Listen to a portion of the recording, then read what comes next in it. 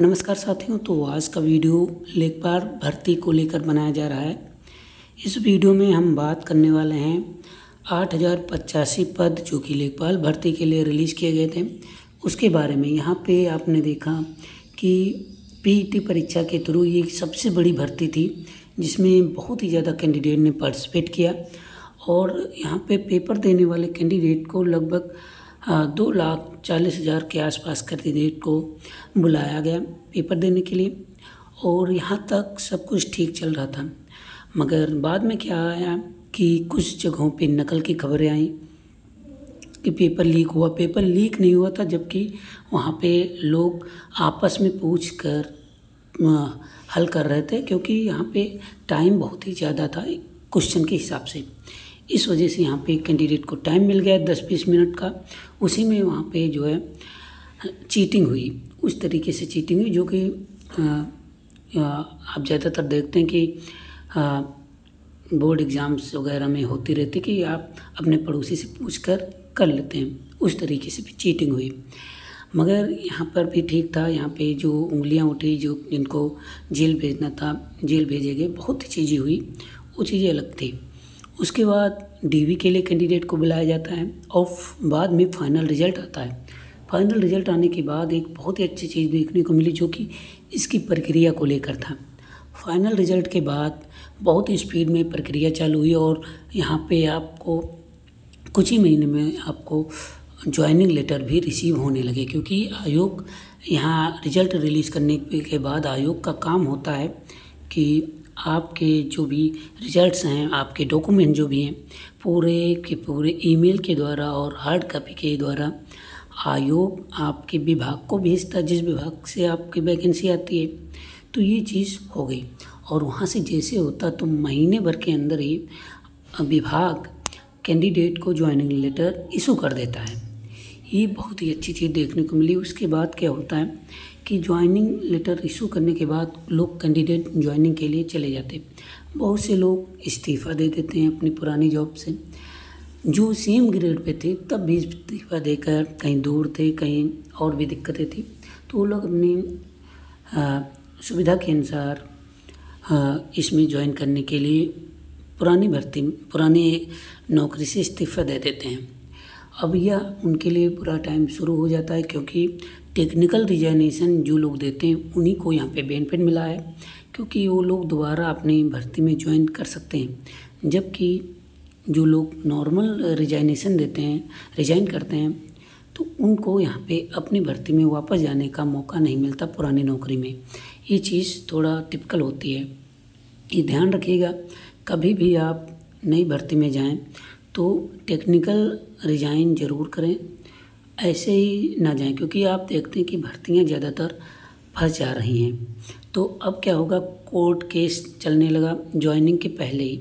आपको कल ज्वाइनिंग करनी, आज विभाग आपके डिपार्टमेंट को लेटर जारी कर दिया जाता है कि आप इस भर्ती को तत्काल प्रभाव से रोक लगा दें और तब तक रोक रहेगी जब तक कि न्यायालय का फैसला नहीं आ जाता। अब यहाँ पे डेट पे डेट वाला सिस्टम चालू हो जाता है और अगली डेट है 7 जुलाई। तो 7 जुलाई डेट है। अभी आपको क्या करना है, क्या कोर्ट केस कितना चलेगा, मैं आपको क्लियर बता दूं। अभी कम से कम 3 डेट्स आपको मिलनी ही हैं। 3 डेट मिलेंगी।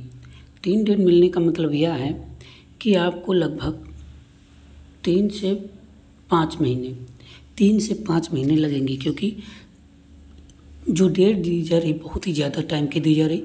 15-20 दिन की डेटें अगर लगती तो अच्छी बात थी, थोड़ा 2-3 महीने में ही निपट जाता, मगर यहाँ पे डेट भी बहुत ज़्यादा दी जा रही।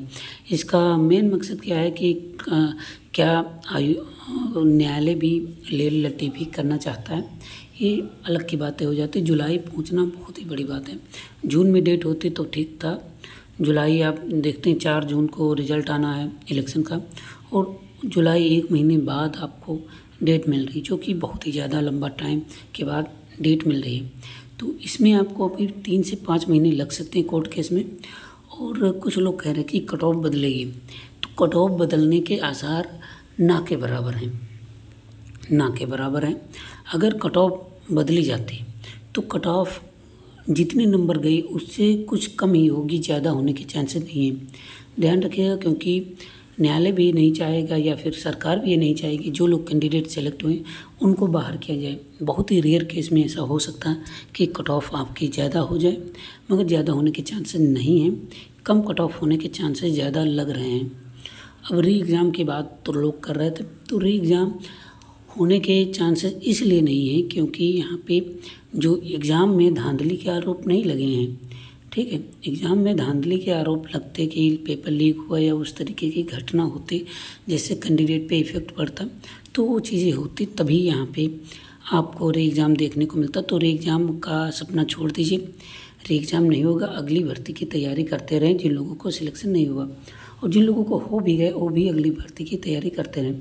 अब आगे की राह क्या होगी, आगे क्या करना चाहिए, को आपको ज़्यादातर ध्यान देना चाहिए अपने कोर्ट केस को लेकर, और कोर्ट केस में आपको हर संभव प्रयास करने चाहिए, रिट के माध्यम से या फिर याचिका डालनी चाहिए आपको कि आपका एक केस जो है जल्दी फाइनल कर दिया जाए, जिससे कि आपकी बेरोजगारी का थप्पा हट जाए।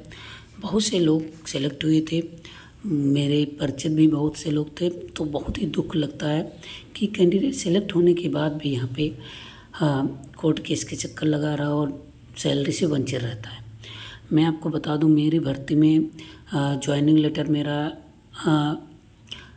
मई में आना था, मतलब मार्च में आना था, ज्वाइनिंग मई में हो जानी थी, मगर क्या हुआ कि कुछ तकनीकी समस्याओं के चलते मेरा ज्वाइनिंग लेटर लेट हो गया, जो कि जुलाई माह में मिला। तो इसलिए बहुत ही बुरा लगा जब ज्वाइनिंग लेटर कैंसिल हुआ था।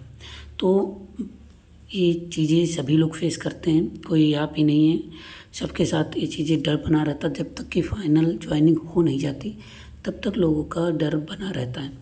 तो ज्वाइनिंग में आपको पता है कि ज्वाइनिंग के बाद जैसे आप योगदान आख्या प्रस्तुत करते हैं उसके बाद आपकी ज्वाइनिंग मान ली जाती है। तो जब तक योगदान आख्या ना प्रस्तुत कर ली जाए, एक्सेप्ट ना हो जाए, तब तक आपको ज्वाइनिंग से ये ना समझे कि सिलेक्ट हो चुके हैं। कभी भी कुछ भी हो सकता है, जैसा कि एक बहुत ही मोटी लेखपाल का आप उदाहरण लेकर देख सकते हैं, कोर्ट केस में फंस गया और देखते हैं कितना चलता है। बाकी लाइव अपडेट के लिए आप जुड़े रहिएगा, कोई भी अपडेट आती है हम आपको उसके बारे में ज़रूर अवगत करा देंगे। फिलहाल इस वीडियो में अभी के लिए इतना ही, सम्मिलित करते हैं, नेक्स्ट वीडियो में मिलेंगे किसी इंपॉर्टेंट टॉपिक के साथ।